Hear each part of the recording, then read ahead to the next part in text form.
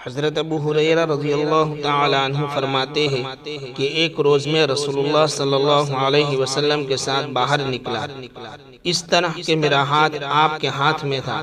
آپ صلی اللہ علیہ وسلم کا گزر ایک ایسے شخص پر ہوا جو بہت شکست حال اور پریشان تھا۔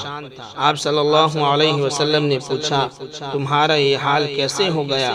اس شخص نے عرض کیا کہ بیماری اور تنگ دستی نے میرا یہ حال کر دیا۔ آپ صلی اللہ علیہ وسلم نے فرمایا کہ میں تمہیں چند کلمات بتاتا ہوں، وہ پڑھو گے تو تمہاری بیماری اور تنگ دستی جاتی رہے گی۔ چنانچہ کچھ عرصے کے بعد پھر آپ صلی اللہ علیہ وسلم اس طرف تشریف لے گئے تو اس کو اچھے حال میں پایا۔ آپ صلی اللہ علیہ وسلم نے خوشی کا اظہار فرمایا۔ اس نے عرض کیا کہ جب سے آپ نے مجھے یہ کلمات بتلائے تھے میں پابندی سے ان کلمات کو پڑھتا ہوں۔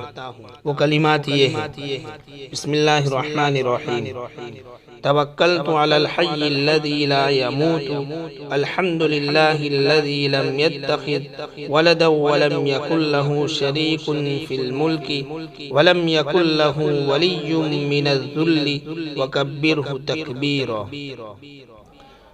میں اس زندہ ہستی پر بھروسہ کرتا ہوں جس پر کبھی موت طاری نہیں ہوگی۔